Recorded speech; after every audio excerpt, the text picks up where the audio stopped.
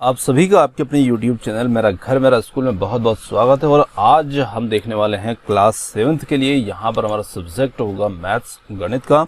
और गणित के अंदर जो हमारा चैप्टर फर्स्ट चल रहा है जो कि है इंटीजर, पूर्णांक से संबंधित, और इसी के अंदर हम देखेंगे आज एक्सरसाइज 1.4। तो चलिए और देखते हैं कि एक्सरसाइज 1.4 जो होगी हमारे अभ्यास प्रश्नावली 1.4, इसका हल हम किस प्रकार से करेंगे और किस प्रकार के क्वेश्चन इसके अंदर शामिल है। तो चलिए स्टार्ट करते हैं। देखिए फर्स्ट क्वेश्चन है यहाँ पर हमारा, निम्नलिखित में से प्रत्येक का मान ज्ञात कीजिए। और यहाँ पर जो क्वेश्चन है बहुत ही अच्छे क्वेश्चन है, और इन क्वेश्चन के अंदर हमें देखना है कि क्या हम धनात्मक और ऋणात्मक पूर्णांक वाली जो संख्याएं होती है जब उनको डिवाइड करते हैं, किसी के अंदर धन चिन्ह है किसी के अंदर ऋण चिन्ह है, तो क्या हम इनका भाग लगाना जानते हैं या हम इसमें कोई गलती करते हैं। तो प्रश्न हमसे यहाँ पर इसी बात को सिखाने की कोशिश कर रहा है हमें कि क्या हम इस तरह के भाग को जानते हैं। और क्वेश्चन तो बहुत ही इजी है, बस सिर्फ यही बात हमें समझना है कि जब धनात्मक और ऋणात्मक पूर्णांक संख्या को हम एक दूसरे में भाग लगाते हैं तब कहाँ कौन सा चिन्ह आएगा, कब वो माइनस जो है वो प्लस में बदल जाता है और कब प्लस जो है वो माइनस में हो सकता है। यही चीज़ हमें इसमें सीखनी है इस क्वेश्चन के अंदर। तो चलिए देखते हैं। देखिए फर्स्ट क्वेश्चन है ए वाला। तो ए वाला क्वेश्चन है बहुत ही इजी क्वेश्चन है। यहाँ पर आप देख सकते हैं कि ए वाले के अंदर यहाँ पर हमें दे रखा है -30, और -30 को हमें डिवाइड करना है यहाँ पर 10 से, 10 से इसमें भाग लगाना है। तो देखिए 10 जो है वो धनात्मक पूर्णांक है और -30 यहाँ पर ऋणात्मक पूर्णांक है। तो जब हम एक धनात्मक पूर्णांक से ऋणात्मक पूर्णांक को भाग लगाते हैं तो देखिए यहाँ पर हमारा उत्तर क्या आ सकता है। तो सीधे आप 10 से भाग लगाएंगे, 10 × 30, ये 3 हो गया। अब 3 देखिए इस माइनस का आएगा क्योंकि 30 यहाँ पर कैसा था, ऋणात्मक था। तो यहाँ पर हम लिख सकते हैं कि ए वाला का जो हमारा उत्तर होगा ना वो होगा -3। चलिए बी वाले को सॉल्व करते हैं। बी वाला क्वेश्चन भी इसी प्रकार से हमारा है 50 भागित यहाँ पर -5 है। अब इसमें हमें 50 को डिवाइड करना है -5 से, तो हम यहाँ पर 5 से सीधे भाग लगा सकते हैं, जैसे कि ये 10, 5 × 50, और इसके अंदर माइनस है। देखिए यहाँ पर अभी जो भाज्य संख्या थी उसके अंदर था, और यहाँ पर जो भाजक है जिससे हम भाग लगा रहे हैं उसके अंदर है, तो भी हमारा उत्तर जो है वो ऋणात्मक ही हमें प्राप्त होगा। तो बी वाले के अंदर भी हमें यहाँ पर -10 इसके अंदर प्राप्त होगा। अब देखिए सी वाले के अंदर देखते हैं, सी वाले के अंदर क्या हो रहा है। यहाँ पर -36 है और इसे डिवाइड किया जा रहा है -9 से। 9 से इसे भाग लगाएंगे तो यहाँ पर हम चाहें तो इनको इस प्रकार से लिख सकते हैं, बटे में लिख सकते हैं इस प्रकार से, है ना। तो यहाँ पर जब आप इसे भाग लगाओगे तो जैसे कि जो माइनस चिन्ह है, माइनस से आप माइनस काट दीजिएगा, ये समझिए कि क्रॉस हो रहा है। तो दोनों नंबर अब कैसे बन गए, यहाँ पर प्लस के बन गए। तो 9 से हम 36 को भाग लगाएंगे, कितनी बार जाएगा, 4 बार। तो यहाँ पर हमारा उत्तर जो होगा ना वो धनात्मक संख्या के रूप में प्राप्त होगा, यहाँ पर 4, है ना। तो इस प्रकार से हम इस क्वेश्चन को हल कर सकते हैं। जब दोनों में ऋणात्मक संख्याएं हैं तो आपका उत्तर धनात्मक आएगा, और दोनों में से एक कोई से भी ऋणात्मक है, यदि भाज्य या भाजक कुछ भी, तो फिर आपका उत्तर ऋणात्मक आएगा। ये बात आपको ध्यान रखना है।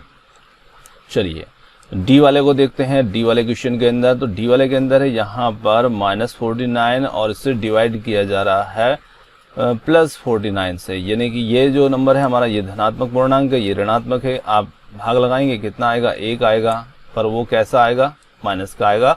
-1 यहाँ पर हमारा आंसर हो जाएगा। चलिए अगले क्वेश्चन को देखते हैं, ई वाले को। देखिए ई वाले के अंदर पहले हमें यहाँ पर जो ब्रैकेट दे रखा है ये, इससे सॉल्व करना है और फिर इसके बाद हमें इसमें डिवाइड करना है 13 को, क्योंकि जब हमें यहाँ पर एक से ज़्यादा ब्रैकेट मिलते हैं, बड़ा ब्रैकेट छोटा ब्रैकेट, तो उस स्थिति में हमें बॉडमॉस के नियम का पालन करना है और उसी के तहत फिर हमें आगे बढ़ना है। तो यहाँ पर पहले जैसे हमें ब्रैकेट को सॉल्व करना होता है, क्योंकि बॉडमॉस में स्टार्टिंग ही बी से होती है और ब्रैकेट को पहले सॉल्व किया जाता है। तो यहाँ पर हम देखते हैं कि जो -2 है हमारा, ये -2 और +1 है, तो इन दोनों का हल क्या हो सकता है। तो देखिए इन दोनों का जब हम हल करेंगे तो जैसे -2 है और ये +1 है, तो इनका जो उत्तर हमें निकल के आएगा ना वो हो जाएगा -1, क्योंकि 2 से 1 जो है वो घटेगा और यहाँ पर -1 आएगा, और फिर -1 से हमें डिवाइड करना है, यहाँ पर भाग लगाना है 13 को। तो 13 में जब हम -1 का भाग लगाएंगे तो उस स्थिति में हमारा उत्तर कितना आएगा। देखिए आप माइनस को भूल जाइए थोड़ी देर के लिए, 1 से भाग लगाएंगे 13 में तो कितना आएगा 13। अब बस उसी के आगे आप जो है वो माइनस लगा दीजिए, तो आपका उत्तर जो है वही का वही आ जाएगा, -13। चलिए अब इसी क्वेश्चन के अंदर और भी कुछ क्वेश्चन हैं, तो उन्हें हम दूसरी स्लाइड में लिया है, चलिए उन्हें देखते हैं। देखिए ये भी क्वेश्चन फर्स्ट है, पर यहाँ पर F से स्टार्ट हो रहा है, वहाँ पर हमने E तक लिए थे, है ना। तो चलिए इन्हें देखते हैं। अब देखिए F वाला क्वेश्चन जो बोल रहा है हमसे कि आप 0 में भाग लगा के बताइए, और 0 में भाग लगाएंगे -12 का, तो क्या आंसर आएगा। तो देखिए यहाँ पर जब हम भाग लगाएंगे तो 0 में हम किसी भी नंबर का भाग लगाएं, -12 + 12 किसी का भी, तो उत्तर हमारा 0 शून्य ही आता है, कोई यही उत्तर आएगा। तो यहाँ पर उसमें माइनस लगाने की कोई ज़रूरत नहीं है, क्योंकि वो शून्य शून्य ही है, तो यहाँ पर ये उत्तर हमारा निकल के इसमें आएगा। चलिए जी वाले को देखिएगा। जी वाले के अंदर हम देखते हैं तो यहाँ पर फिर हमें ब्रैकेट ये है, उसमें इसे डिवाइड करना है, और एक ब्रैकेट यहाँ पर मिल रहा है, और इसके अंदर 2 संख्याएं हैं, ब्रैकेट बड़ा भी है छोटा भी है। तो पहले हमें इस ब्रैकेट को हल करना होगा।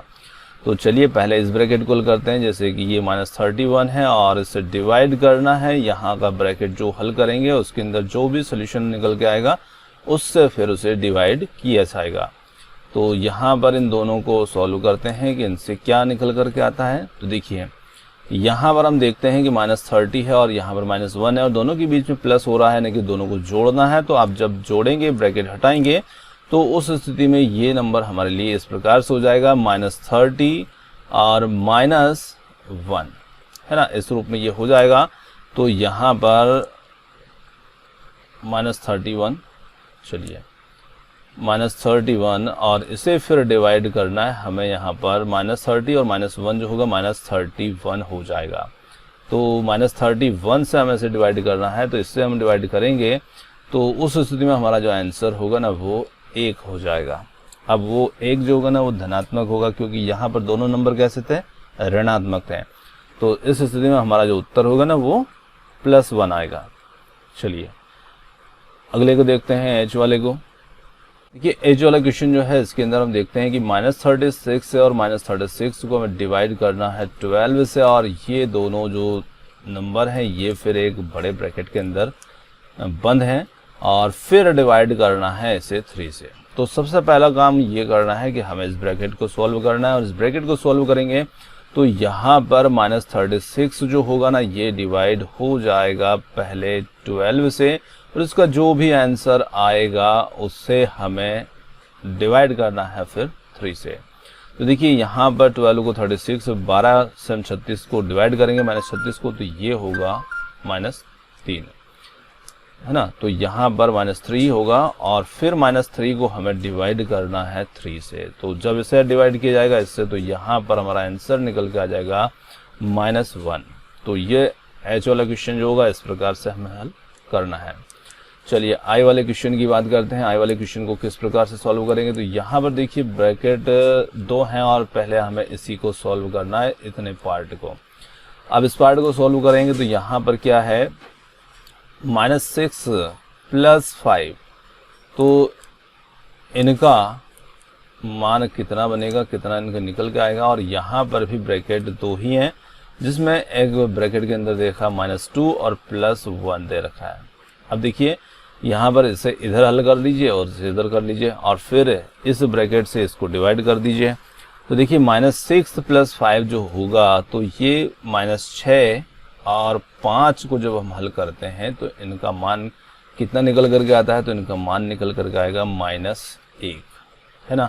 और फिर इसे हम डिवाइड करेंगे तो यहाँ पर -2 + 1, तो ये हो जाएगा -2, चलिए ये निशान लगा लेते हैं, -2 और +1 जो होगा ये हो जाएगा -1, और -1 को हम -1 से डिवाइड करेंगे तो ये आंसर हमारा जो होगा वो सिर्फ 1 निकल करके आएगा, क्योंकि माइनस से माइनस क्रॉस होगा, आंसर हमारा धनात्मक होगा।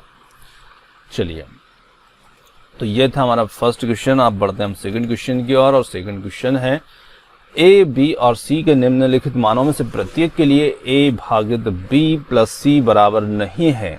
ए भागित बी प्लस ए भागित सी को सत्यापित कीजिए। तो देखिए किस प्रकार से हमें सत्यापित करना है। यहाँ पर ए और बी दो क्वेश्चन हमें मिल रहे हैं इसके अंदर, और ए का जहाँ पर मान है 12, बी का मान है -4 और सी का मान है 2। बाद में बी वाले को सॉल्व करेंगे। तो पहले क्वेश्चन को समझिएगा। देखिए क्वेश्चन में कहा है कि ए बी सी के निम्नलिखित मानों में से प्रत्येक के लिए, तो यहाँ पर क्वेश्चन में बोल रहा है कि ए जो है इसे डिवाइड करना है बी प्लस सी के योग से, और ये बराबर नहीं होगा किसके, ए भागित बी और प्लस ए भागित सी के, इनके योग के बराबर ये नहीं होगा। तो देखिए यहाँ पर ये जो पार्ट है हमारा, ये हो जाता है लेफ्ट हैंड साइड जिसे हम LHS कह देते हैं, और ये हो जाता है RHS। अब यहाँ पर जो लेफ्ट हैंड साइड और LHS है ये बराबर नहीं है, और यही हमें सिद्ध करके दिखाना है, सत्यापित करके दिखाना है। तो इसके लिए हम इस जो भी फार्मूला यहाँ पर हमें बताया जा रहा है कि इस प्रकार से इनको रखिए, और इसमें हम ए बी और सी के मान रखते हैं। तो देखिए ए का मान है यहाँ पर 12, तो यहाँ पर हमने मान रखा 12, और फिर भागित है, तो फिर यहाँ पर है बी प्लस सी। तो बी का मान यहाँ पर हमें मिल रहा है -4 प्लस सी का मान हमें मिल रहा है 2, ये। और यहाँ पर ये पहले एक पक्ष को हल कर लेते हैं, फिर दूसरे पक्ष को हल करेंगे। ये बराबर नहीं है, RHS को हमने भी यहीं छोड़ रखा है, देखिएगा। तो हम जब यहाँ पर इसे सॉल्व करते हैं तो इस ब्रैकेट को खोलते हैं, तो यहाँ पर -4 और +2, ये हमारा मान जो होगा ये निकल करके आएगा -2, क्योंकि जब 4 से 2 को घटाएंगे तो यहाँ पर -2 हमें मिलेगा, और इससे हम इसको भाग लगाएंगे तो हमें कितना मिलेगा, यहाँ पर मिलेगा 6। तो ये हमारे लिए जो LHS है उसका मान निकल के आया। चलिए RHS को सॉल्व करते हैं। तो RHS के अंदर देखिए ए का मान रखिएगा, तो ए का मान है यहाँ पर 12, इसे डिवाइड कीजिएगा बी के मान से, और बी का मान है -4, ये फिर प्लस करना है, और फिर ए के लिए मान है हमारा 12, और फिर इसे डिवाइड करना है सी के मान से यानी कि 2 से, ये है ना। तो देखिए -4 से आप डिवाइड करेंगे तो यहाँ पर आपको मिलेगा -3, प्लस यहाँ 2 से डिवाइड करेंगे 12 को तो यहाँ मिलेगा 6, तो ये हो जाएगा। और इन दोनों को जब आप जोड़ेंगे तो यहाँ पर आपका जो आंसर होगा वो निकल करके आएगा 3, क्योंकि यहाँ पर -3 जो होगा वो 6 से माइनस होगा, घटेगा, और उस स्थिति में यहाँ पर हमें मिलेगा 3। तो देखिए यहाँ पर जो LHS है उसमें आ रहा है यहाँ पर 6, और RHS जो है इसके अंदर आ रहा है 3। तो ये सिद्ध हो रहा है कि दोनों जो हमारी साइड हैं, जो पक्ष हैं हमारे दोनों, वो बराबर नहीं हैं। तो इस प्रकार से हम ए वाले को सत्यापित कर देंगे। चलिए अब बी वाले को सत्यापित करते हैं। देखिएगा बी वाले के अंदर फिर वैसे ही हमें लिख लेना है जहां पर अभी हमने देखा था कि a भागित b प्लस सी बराबर नहीं है a भागित b और प्लस a भागित c के बराबर नहीं है। ये हमें सिद्ध करके दिखाना है। चलिए अब हमें a का मान, b वाले में a का मान कितना है -10, तो यहाँ पर रखते हैं -10। तो ये हमने रखा -10, इसे डिवाइड करेंगे b प्लस सी से। b का मान है 1, c का मान है 1, तो 1 प्लस 1 ये, और ये बराबर नहीं। फिर यहाँ पर a का मान रखते हैं -10, इसे डिवाइड करते हैं b से। b का मान है 1, और फिर प्लस है यहाँ पर, और a का मान फिर -10, और इसे डिवाइड करेंगे c से। c का मान है यहाँ पर 1। देखिए इससे डिवाइड करेंगे तो ये हो जाएगा -10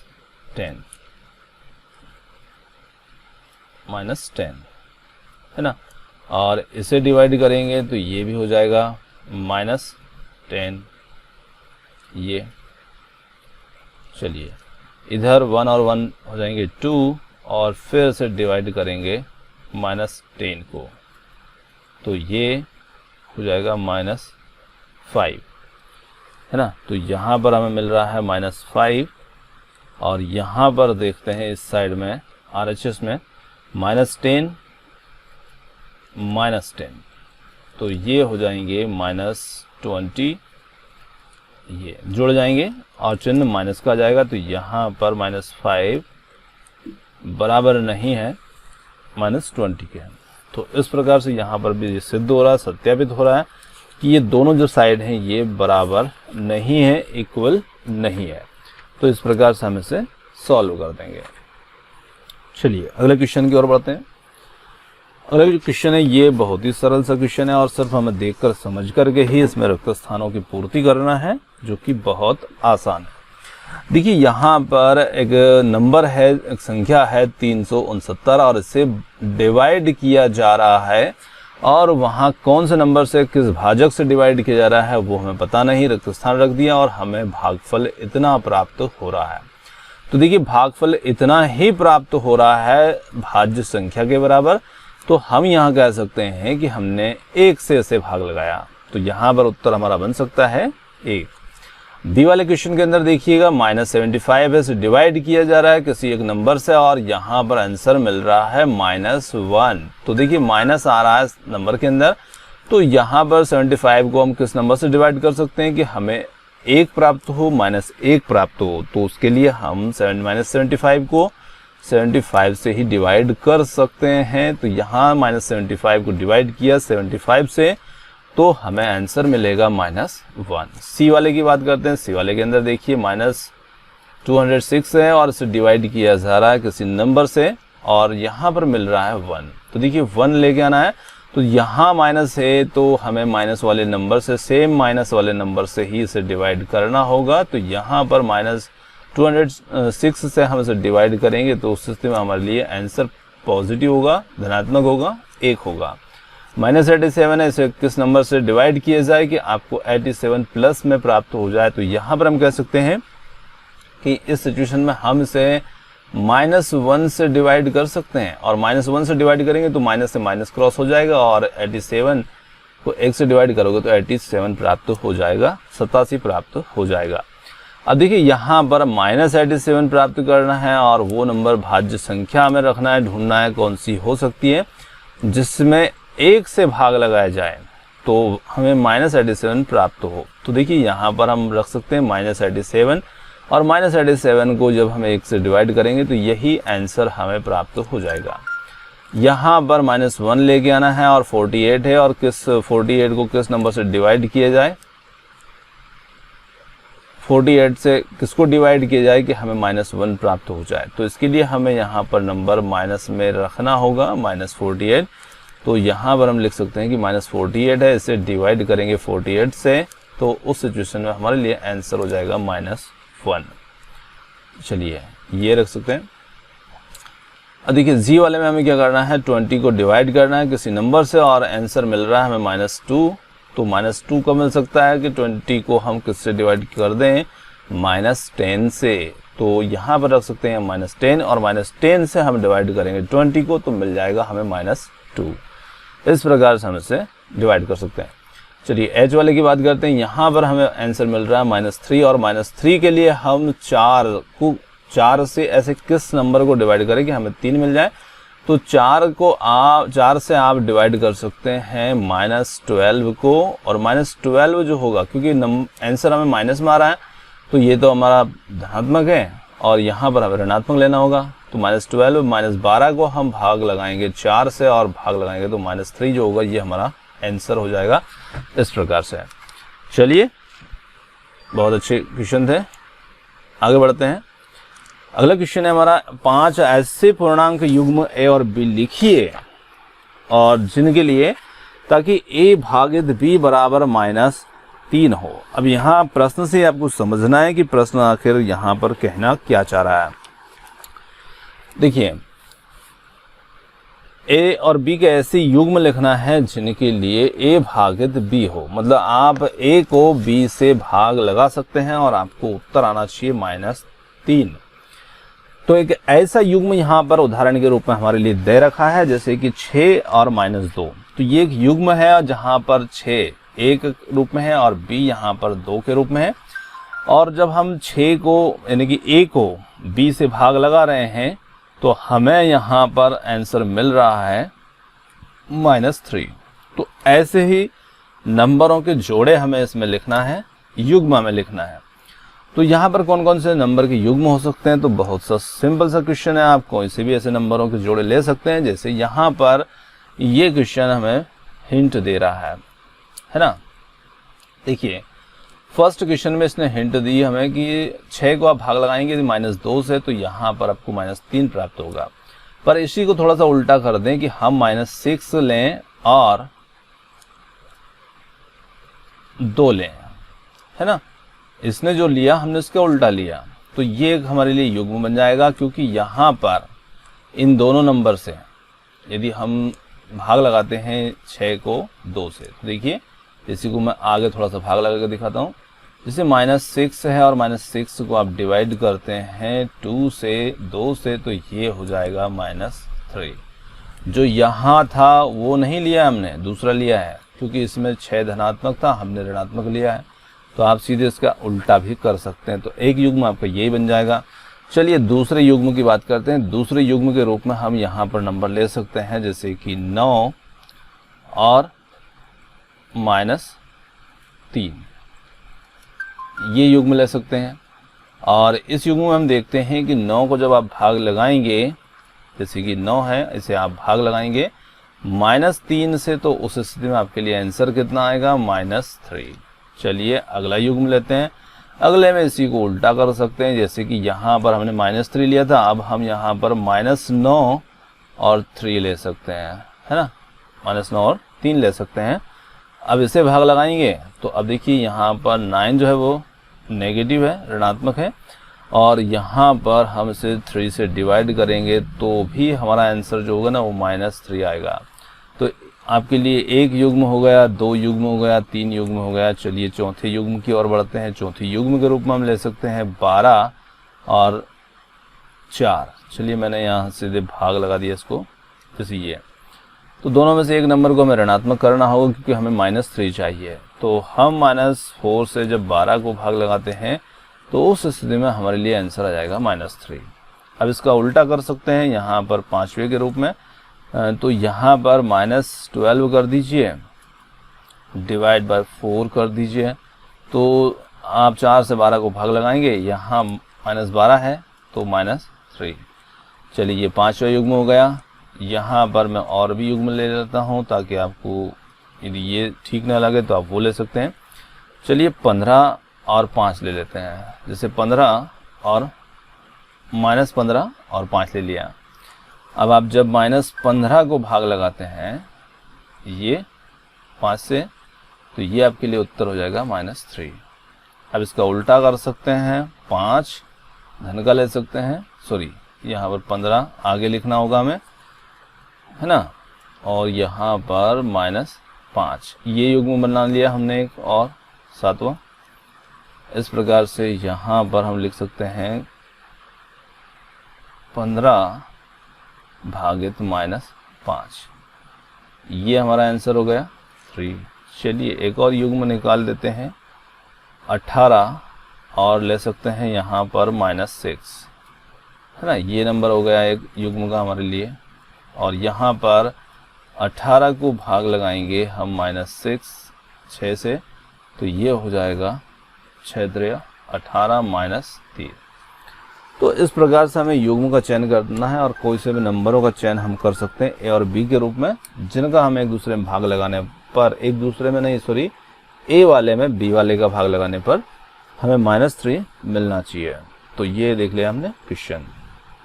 चलिए अगला क्वेश्चन जो है ये काफ़ी मज़ेदार क्वेश्चन है और बहुत ही अच्छा क्वेश्चन है। यहाँ पर चलिए समझते हैं। दोपहर 12 बजे तापमान 0 से 10 डिग्री ऊपर था, और ये क्वेश्चन यदि आप स्टूडेंट्स के रूप में देख रहे हैं तो भी आपके लिए बहुत अच्छा है, और यदि आप एक कंपटीशन एग्जाम की तैयारी के हिसाब से इस गणित को देख रहे हैं तो ये ध्यान रखिएगा कि ऐसे क्वेश्चन जो होते हैं ये कंपटीशन एग्जाम की दृष्टि से महत्वपूर्ण क्वेश्चन है, क्योंकि इसी टाइप के क्वेश्चन जो है ये पूछे जाते हैं आपकी कंपटीशन एग्जामों में। देखिए, दोपहर 12 बजे तापमान 0 से 10 डिग्री ऊपर था। अब हमें क्वेश्चन को बहुत बारीकी से समझना होगा ताकि हम हल को बहुत आसानी से निकाल पाएं। तो सबसे पहले यहाँ टाइम देखिएगा, दोपहर 12 बजे की बात हो रही है और उस समय तापमान जो है जो भी होगा वो 0 से 10 डिग्री ऊपर था। तो 0 से 10 डिग्री ऊपर मतलब है कि सीधे सीधे कह सकते हैं कि 10 डिग्री था, है ना। तो यदि यह आधी रात तक 2 डिग्री सेंटीग्रेड प्रति घंटे की दर से कम होता है तो किस समय तापमान 0 से 8 डिग्री नीचे। अब देखिए यहाँ पर प्रश्न क्या बोल रहा है, वो 0 से 10 डिग्री ऊपर, मतलब 0 से ऊपर था, मतलब कि ये धनात्मक 10 डिग्री सेंटीग्रेड है, और ये 0 से 8 डिग्री सेंटीग्रेड नीचे है। तो कहने का मतलब है कि ये सीधे क्वेश्चन में -8 नहीं लिखा जा रहा है, पर आपको समझना है कि ये -8 डिग्री सेंटीग्रेड है जो 0 से नीचे ही होता है, तो ये नीचे होगा। तो आधी रात को तापमान जो है ये तापमान क्या होगा। अब हमें 2 प्रश्न यहाँ पर बताना है कि किस समय तापमान 0 से 8 डिग्री नीचे होगा और आधी रात को तापमान क्या होगा, है ना। ये 2 बातें हमें इस क्वेश्चन के अंदर समझनी है। चलिए देखते हैं कैसे हल करते हैं इसको। देखिए, क्वेश्चन में यहां पर आपको 2 तरीके से बताऊंगा, क्योंकि आप यदि कॉम्पिटिशन की तैयारी करें तो आपको बहुत जल्दी से उत्तर को निकालना होता है, और यदि आप स्टूडेंट हैं तो स्टूडेंट के रूप में उनको समझने के लिए थोड़ा सा ज़्यादा सरल भाषा में समझाना होगा। तो इसलिए मैं दोनों तरीके से समझाऊंगा कि यदि आप दोनों ही तरीके से देख रहे हैं तो आपके लिए कौन सा तरीका उपयोगी हो सकता है। देखिए, सबसे पहले यहाँ पर हम बात कर लेते हैं कि छोटे तरीके की, सरल तरीके की। देखिए, जहाँ पर हमें फटाफट शॉर्टकट में क्वेश्चन का आंसर निकालना है तो उस स्थिति की मैं यहाँ पर बात कर रहा हूँ। तो इसके लिए कैसे निकाल सकते हैं, तो देखिए यहाँ पर जो तापमान है वो तापमान घट रहा है ना। तापमान घट रहा है या घटा है, तो कितना घटा है, तो हम यहाँ कह सकते हैं कि 2 डिग्री सेंटीग्रेड तापमान जो है वो घट रहा है। और 2 डिग्री कितनी देर में घट रहा है, तो वो 1 घंटे में घट रहा है। यहाँ से आपको हिंट मिल रही है ना। 2 डिग्री सेंटीग्रेड तापमान घट रहा है 1 घंटे में, तो यहाँ पर हम कह सकते हैं कि एक तापमान जो है वो तापमान घटेगा 1 डिग्री सेंटीग्रेड कितनी देर में, तो देखिए 2 डिग्री सेंटीग्रेड तो 1 घंटे में घट रहा है, तो 1 डिग्री सेंटीग्रेड कितने घंटे में घट सकता है, तो ये घटेगा आधे घंटे में, है ना। यानी कि 1/2 घंटे, इसका मतलब होता है आधा घंटा। तो आधे घंटे में 1 डिग्री सेंटीग्रेड तापमान डाउन हो रहा है। चलिए, अब देखिए तापमान हमें कहाँ से कहाँ तक घटाना है, तो देखिए तापमान जो है वो हमें लेके जाना है, तापमान घटेगा कहाँ तक, तो 10 डिग्री सेंटीग्रेड से, तो कहाँ तक, -8 डिग्री सेंटीग्रेड। 0 से नीचे, 0 से 8 डिग्री सेंटीग्रेड नीचे कितना होगा, -8 डिग्री सेंटीग्रेड। तो टोटल यहाँ पर हम कह सकते हैं कि 18 डिग्री सेंटीग्रेड तापमान जो है ना वो घटेगा, क्योंकि जब आप 10 डिग्री सेंटीग्रेड से -8 तक की दूरी देखोगे, इनके बीच का अंतर देखोगे, तो वो सीधा आपको मिलेगा 18 डिग्री सेंटीग्रेड, है ना। तो टोटल तापमान हमारा यहाँ से यहाँ तक घट रहा है, तो ये कितना घट रहा है, 18 डिग्री सेंटीग्रेड। तो आधे घंटे में 1 डिग्री सेंटीग्रेड तापमान घट रहा है, तो 18 डिग्री सेंटीग्रेड तापमान घटने में समय कितना लगेगा, तो यहाँ पर हम कह सकते हैं कि 18 डिग्री सेंटीग्रेड जो तापमान है तापमान घटने में लगा समय कितने घंटे लगेंगे, तो हम यहाँ निकाल सकते हैं कि 1/2 गुणित 18, तो यहाँ पर 9 घंटे। अब देखिए 9 घंटे लगेंगे कहाँ तक पहुँचने में, हमें -8 डिग्री सेंटीग्रेड तक 9 घंटे। अब तापमान घटना कब से प्रारंभ हो रहा है, तो देखिए दोपहर 12 बजे से ये प्रारंभ हो रहा है। तो दोपहर के 12 बजे के बाद आप इसमें 9 घंटे जोड़ते हैं तो आप कौन से टाइम पर पहुंच जाएंगे। तो देखिए जब हम दोपहर 12 से 9 इसमें जोड़ते हैं, 9 घंटे जोड़ते हैं, तो आप सीधे जोड़ सकते हैं कि 12 से आप 1 2 3 4 5 6 7 8 9 इस प्रकार से जोड़ते हुए जाएंगे तो उस स्थिति में आप कहाँ पर पहुंच जाएंगे, तो आप पहुंच जाएंगे सीधे रात के 9 बजे तक, है ना। तो यहाँ पर हम इस प्रकार से जोड़ सकते हैं कि दोपहर 12 बजे से घट रहा था तो 12 + 9 घंटे बराबर कितने हो जाएंगे, 21 घंटे। और 21 घंटे का मतलब हम यूँ लिख सकते हैं कि जैसे हम रेलवे की जो घड़ी होती है उसमें 24 घंटे या 24 तक भी बजते हैं, 22 भी बजते हैं, 21 भी बजते हैं। तो 21 घंटे का मतलब है कि हमने यहाँ का जो टाइम का फॉर्मेट है ना उससे 24 घंटे वाले फॉर्मेट में बदल लिया है। तो हम 12 में 9 जोड़ देंगे तो हमें सीधा ये पता लग जाएगा कि कितने बजे। तो 21 घंटे, 21 घंटे का मतलब जो टाइम होता है वो होता है रात के 9 बजे। तो रात के 9 बजे जो तापमान है ना वो 8 डिग्री सेंटीग्रेड नीचे हो जाएगा, है ना। चलिए अब यहाँ पर पूछा जा रहा है कि आधी रात को तापमान क्या होगा। तो देखिए दोपहर 12 को तापमान कितना है, तो यहाँ पर तापमान है 10 डिग्री सेंटीग्रेड। अब रात के 12 या रात्रि 12 बजे, तो रात्रि 12 बजे की यदि हम बात करते हैं तो दोपहर 12 से रात के 12 बजे तक कितने घंटे हो जाते हैं, टोटल कुल 12 घंटे होते हैं। तो कुल 12 घंटे में तापमान कितने डिग्री डाउन हो जाएगा, तो 12 घंटे में 24 डिग्री तापमान घट जाएगा, तापमान घटेगा।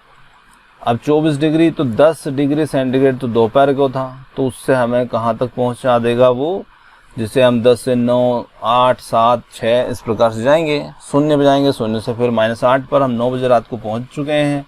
और फिर उससे और नीचे जाएंगे तो 24 डिग्री सेंटीग्रेड कहाँ पर होगा, तो ये हो जाएगा -14 डिग्री सेंटीग्रेड पर, है ना। तो रात्रि को जो तापमान होगा 12 बजे वो कितना हो जाएगा, -14 डिग्री सेंटीग्रेड। तो इस प्रकार से हम इसको हल कर लेंगे। चलिए, और यदि आप इसको नहीं समझ में आए हैं तो मैं दूसरा तरीका इस्तेमाल कर रहा हूँ जहाँ से आप बहुत आसानी से इसको समझ। देखिए अब क्वेश्चन को मैं एक दूसरे प्रकार से हल कर रहा हूँ। देखिएगा, यदि मैं यहाँ पर मान लेता हूँ कि यहाँ पर बज रहे हैं दोपहर के 12 बजे, ना। अब देखिए यहाँ पर जो तापमान है वो है 10 डिग्री सेंटीग्रेड। अब 10 से पहले होगा 9, फिर इससे पहले होगा 8, फिर इससे पहले होगा 7, फिर इससे पहले होगा 6, इससे पहले 5, इससे पहले 4, इससे पहले 3, 2, 1 और 0। 0 से नीचे जाएंगे तो -1, -2, -3, -4, -5, -6, -7, -8, -9 और -10। मैंने यहाँ तक लिख दिया, है ना। इसके आगे हम बढ़ा सकते हैं, -11, 12 इस प्रकार से लिख सकते हैं। चलिए अब देखिए यहाँ पर दोपहर के 12 बज रहे हैं और 12 बजे तापमान है 10 डिग्री सेंटीग्रेड। तो यहाँ से तापमान घटाते हुए हमें चलना है। अब तापमान जो है वो 1 घंटे में, कहने का मतलब है कि 1 घंटे में 2 डिग्री सेंटीग्रेड कम करना है। तो देखिए 10 पर हैं आप, तो 1 घंटे बाद कहाँ पर पहुँच जाएगा तापमान? 8 पर पहुँच गया। ये पहला घंटा हो गया। फिर उसके बाद अगले घंटे में 6 पर। 8 से आप, जैसे 10 था, 10 से आप 2 घटाइए, 8 से 2 घटाइए 6 पर, 6 से 2 घटाइए 4 पर, 4 से 2 घटाइए 2 पर, 2 से 2 घटाइए 0 पर, 0 से 2 घटाइए -2, -2 से 2 घटाइए -4, -4 से 2 घटाइए -6, -6 से -8, क्योंकि हमें -8 पर ही पहुंचना है। अब यहाँ तक पहुँचने में कितने घंटे लगे? तो देखिए 1 घंटा, 2 घंटा, 3 घंटा। अब यहाँ देखिए 12 बजे तो इतना तापमान था, 1 बजे इतना, और यही आपके लिए घंटे काम भी कर रहा है। तो ये पहले घंटे में 8, दूसरे घंटे में 6, तीसरे घंटे में 4 पहुँच गया, और चौथे घंटे में 2 डिग्री सेंटीग्रेड, 5वें घंटे में 0 हो जाएगा, 6ठे घंटे में -2, 7वें घंटे में -4, 8वें घंटे में -6 और 9वें घंटे में -8। कितने घंटे हुए? 9। और देखिए यही आपके लिए टाइम का काम भी कर रहा है। 12 बजे तापमान इतना था, तो 1 बजे कितना हो गया? तो यही घंटा भी आपके लिए टाइमिंग का काम भी कर रहा है कि 1 बजे 8 था, 2 बजे कितना था? 6 था, 3 बजे कितना था? 4 था, 4 बजे 2, 5 बजे 0, 6 बजे -2, 7 बजे -4, 8 बजे -6, 9 बजे कितना हो जाएगा? -8। तो यहाँ पर हम कह सकते हैं किस समय तापमान 0 से 8 डिग्री नीचे होगा? तो यहाँ पर हम कह सकते हैं कि 9 बजे, है ना, रात 9 बजे तापमान 0 से 8 डिग्री नीचे होगा। चलिए, अब पूछा जा रहा है कि आधी रात को तापमान क्या होगा? तो देखिए अब 9 तो यहाँ बजा चुके हैं आप, तो 9 से आप और नीचे जाइए, ये तो -8, 2 घटाएंगे -10, यहाँ पर बच गए 10, 10 से फिर हम चलेंगे तो हम कहाँ पहुँचेंगे? -12 डिग्री सेंटीग्रेड पर। कितने बजे? 11 बजे। और -12 से फिर 2 डिग्री घटाएंगे तो हम पहुँचेंगे -14 डिग्री सेंटीग्रेड पर। कितने बजे? रात्रि 12 बजे। तो रात्रि 12 बजे हम पहुँच जाएंगे यहाँ पर। तो आधी रात को तापमान क्या होगा? तो आधी रात को तापमान जो होगा ना, -14 डिग्री सेंटीग्रेड, -14 डिग्री सेंटीग्रेड होगा। तो देखिए इस प्रकार से भी आप निकाल सकते हैं और उस प्रकार से भी आप निकाल सकते हैं। तो किसी भी तरीके से आप निकाल सकते हैं, जो भी तरीका आपको ठीक लगे। चलिए अगले क्वेश्चन की ओर। अगला क्वेश्चन हमारा यहाँ पर, एक कक्षा टेस्ट में प्रत्येक सही उत्तर के लिए 3 अंक दिए जाते हैं और प्रत्येक गलत उत्तर के लिए 2 अंक दिए जाते हैं, और किसी भी प्रश्न को हल करने का प्रयत्न नहीं करने पर कोई अंक नहीं दिया जाता। तो यहाँ पर पहला है, राधिका ने 20 अंक प्राप्त किए। अब 2 विद्यार्थी यहाँ पर जिन्होंने अलग अलग अंक प्राप्त किए, तो हमें इसमें निकाल करके दिखाना है। जैसे राधिका ने 20 अंक प्राप्त किए और यदि उसके 12 उत्तर सही पाए गए तो उसने कितने प्रश्नों का गलत उत्तर दिया।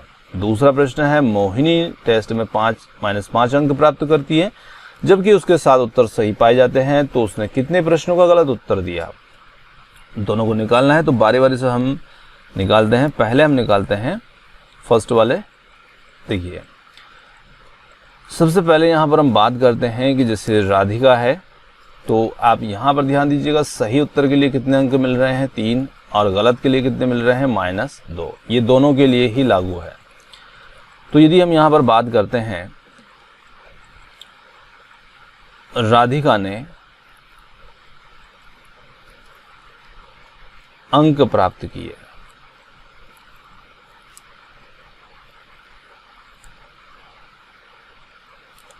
ये 20 है ना, तो 20 अंक उसने प्राप्त किए। अब यदि बात करते हैं कि उसके सही उत्तरों के प्राप्तांक,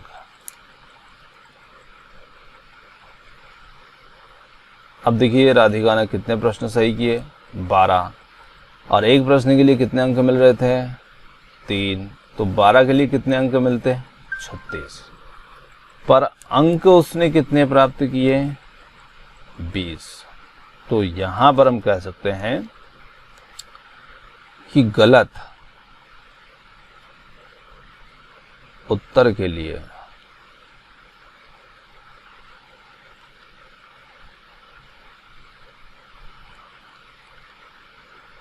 अंक, अब गलत उत्तर के उसने कितने अंक प्राप्त किए, मतलब कितने उत्तर गलत दे दिए कि उसको यहाँ पर इतना नुकसान उठाना पड़ा।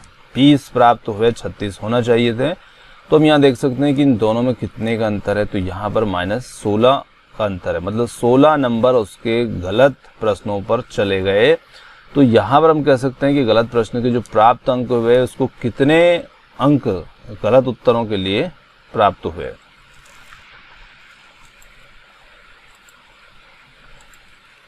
तो यहाँ पर हम लिखेंगे 20 - 36 बराबर -16। देखिए -16 अंक मिले उसको गलत उत्तर के लिए, क्योंकि वो भी तो उसे प्राप्त हुए, तभी तो उसके नंबर यहाँ पर कटे हैं। तो उसके गलत उत्तर के लिए कितने अंक मिले उसको? -16। तो अब यहाँ पर हम कह सकते हैं कि गलत उत्तर की संख्या कितनी है। तो यहाँ पर हम लिखेंगे गलत उत्तरों की संख्या। तो गलत उत्तरों की संख्या कितनी होगी? तो गलत उत्तरों की संख्या बराबर -16, और गलत उत्तर के लिए अंक होते हैं -2। तो कितने गलत उत्तर हो जाएंगे उसके? 8। तो 8 उत्तर उसने गलत दिए, 8 प्रश्नों के उत्तर उसने गलत दिए, है ना। तो ये हमारे इस प्रश्न का हल हो जाएगा। चलिए बी वाले को देखते हैं, दूसरे वाले को। देखिए, मोहिनी ने टेस्ट में -5 अंक प्राप्त किए। फिर वही हमें ध्यान देना है कि सही के लिए 3 है और गलत के लिए -2 है। अब मोहिनी को कितने अंक प्राप्त हुए हैं? तो यहाँ पर हम देखेंगे कि मोहिनी ने 7 प्रश्न सही किए, 7 सही प्रश्न के प्राप्तांक या जो भी उसने प्राप्त किया। देखिए 7 प्रश्न उसके सही थे, 7 उत्तर सही थे। तो यहाँ पर हम कह सकते हैं कि 7 × 3 बराबर उसको मिलने चाहिए थे 21, पर उसने प्राप्त कितने किए? -5। तो इसने कितने गलत किए हैं? तो यहाँ पर हम देखें कि आखिर में मोहिनी को जो अंक प्राप्त किए हैं, तो मोहिनी ने -5 अंक प्राप्त किए, है ना। तो यहाँ पर उसने -5 तो प्राप्त किए हैं, तो इसलिए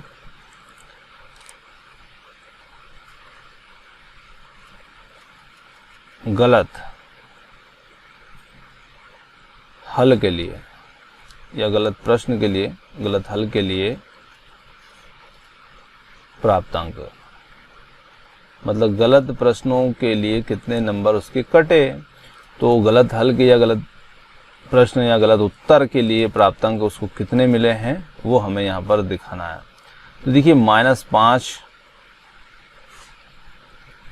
ये और 21 ये भी चले गए, क्योंकि उसने -5 तो प्राप्त किए हैं, तो वो और 21 ये भी उसके चले गए, तो -21 जो कि उसे आए थे, तो उसे टोटल -26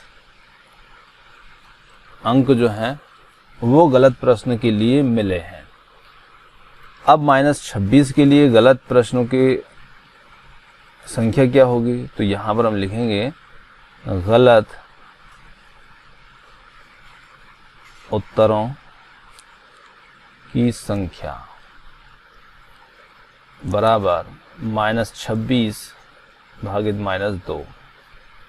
तो 13 प्रश्न उसने गलत दिए, है ना। 13 प्रश्नों का उत्तर उसने गलत दिया, 13 प्रश्न का। तब जा कर के उसने 7 सही भी दिए थे, वो भी उसके जा चुके हैं इन 13 प्रश्न में, और उसे बदले में -5 अंक प्राप्त होते हैं। तो इस प्रकार से हम इनकी संख्या निकाल लेंगे। चलिए अगले क्वेश्चन की ओर बढ़ते हैं। अगला क्वेश्चन है, यहाँ पर किसी उत्थापक किसी खान कूपक में 6 मीटर प्रति मिनट की दर से नीचे जाता है और यदि नीचे जाना भूमि तल से 10 मीटर ऊपर से शुरू होता है तो -350 मीटर पहुंचने में उसे कितना समय लगेगा। तो देखिए क्वेश्चन में सबसे पहले आपको यहाँ पर कुछ चीज़ों को समझना है, जिनके आधार पर सबसे पहली बात है यहाँ पर उत्थापक। तो उत्थापक एक शब्द है जो कि जिसे हम कहते हैं एलिवेटर, है ना, और ये उपयोग किया जाता है। ये एक तरह की लिफ्ट होती है जिससे कि ज़मीन की गहराई में खदानों में नीचे जाया जाता है। तो जिस प्रकार से लिफ्ट होती है, घिरनी होती है, उसी प्रकार की एक धातु की रस्सी से बंधी हुई मशीन होती है जिसमें व्यक्ति बैठ करके खदान के अंदर गहराई में जाते हैं। तो यहाँ पर खान कूपक का मतलब है कि जो खदानें हैं जहाँ से खनिज है इसको निकाला जाता है, वहाँ पर इस एलिवेटर में बैठ करके या कुछ सामानों को नीचे ज़मीन के अंदर ले जाया जाता है। तो ये खान कूपक, उत्थापक वही एलिवेटर लिफ्ट मशीन है। अब 6 मीटर प्रति मिनट की दर से ये नीचे जा रहा है। तो देखिए यहाँ पर नीचे जा रहा है और यदि नीचे जाना जो है भूमि तल से 10 मीटर ऊपर से शुरू होता है, ये बात आपको ध्यान रखना है विशेष। 10 मीटर ऊपर से शुरू हो रहा है तो -350 मीटर में पहुंचने में उसको कितना समय लगेगा, ये हमें इसमें निकाल करके दिखाना है। तो देखिए सबसे पहले यहाँ पर ये बात हमने ध्यान रखना है कि 10 मीटर ऊपर से वो शुरू होता है। तो देखिए यहाँ पर हम लिख सकते हैं इसके लिए कि नीचे जाना जो है, नीचे जाना 10 मीटर ऊपर से शुरू होता है, ताकि हम इसे भूले ना, शुरू होता है ना। अब देखिए कूपक में 6 मीटर प्रति मिनट की दर से वो नीचे जा रहा है, कूपक, है ना। तो कूपक द्वारा तय की गई दूरी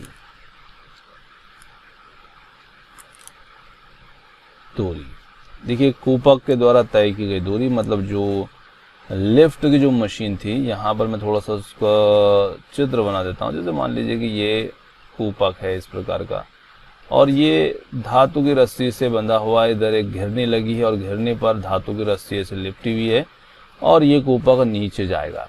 तो यदि यहाँ पर ज़मीन है और ज़मीन में यहाँ पर एक छेद है और छेद में ये नीचे ज़मीन की गहराई में जाएगा इस प्रकार से, देखिए।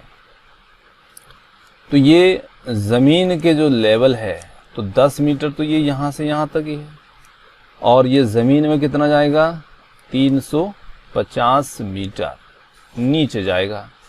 तो टोटल ये जो कूपक होगा ये कितनी दूरी तय कर रहा है, तो ये करेगा 350 तो ये और 10 ये, तो टोटल कितनी 360। तो यहाँ पर हमें ध्यान रखना है कि कूपक द्वारा तय की गई दूरी कितनी होगी, तो ये हो जाएगी 10 और चलिए थोड़ा सा इसको ऐसे लिखते हैं, 10 माइनस 350। देखिए 10 ऊपर है तो इसलिए इसे प्लस में लिख दिया और ये नीचे है माइनस में लिख दिया। तो टोटल दूरी जो होगी यहाँ पर हमारी वो हो जाएगी 10 और माइनस माइनस ये प्लस 350।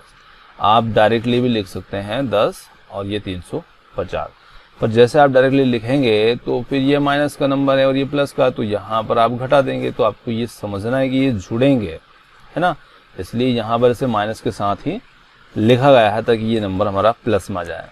तो यहाँ पर टोटल दूरी हो जाएगी 360 मीटर ये। अब देखिए 6 मीटर की दूरी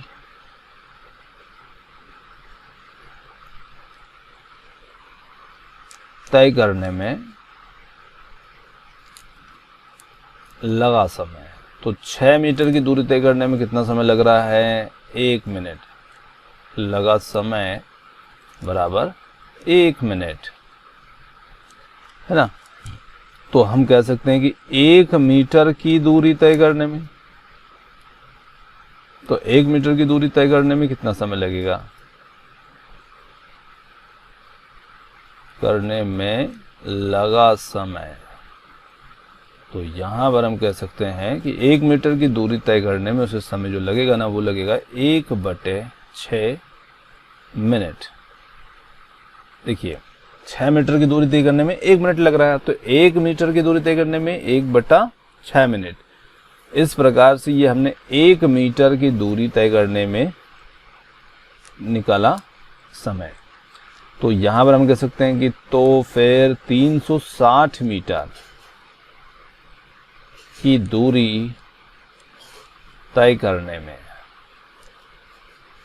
लगा समय कितना होगा? तो यहाँ पर 1 मीटर की में इतना समय लग रहा है 1/6 मिनट, तो 360 मीटर में कितना लगेगा? तो 1/6 गुणे 360। तो यहाँ पर हम कह सकते हैं 60 मिनट, और 60 मिनट को हम घंटे में यदि बदलते हैं तो यहाँ पर लिख सकते हैं कि 60 मिनट बराबर 1 घंटा, और यही हमारा उत्तर होगा। तो यहाँ पर जो टाइमिंग होगा कि -350 मीटर, मतलब वो ज़मीन में गहराई में है, नीचे जा रहा है, डाउन हो रहा है, इसलिए उसको माइनस में लिखा गया है। तो यहाँ पर 1 घंटा उसको लगेगा। तो इस प्रकार से हम हल कर सकते हैं, और ये थी हमारी आज की जो प्रश्नावली थी 1.4 1.4। उम्मीद करता हूँ वीडियो आपको पसंद आया होगा। वीडियो पसंद आया तो आप वीडियो को लाइक, शेयर और चैनल को सब्सक्राइब करना ना भूलिएगा, ताकि आपको आने वाले वीडियो की नोटिफिकेशन प्राप्त हो जाए और आपको जैसे ही वीडियो अपलोड हो आपको तुरंत पता लग जाए। तो आपने हमें इधर सुना उसके लिए बहुत बहुत धन्यवाद। थैंक यू सो मच, और मिलते हैं जल्द ही एक और नए किसी वीडियो, नए किसी टॉपिक के साथ।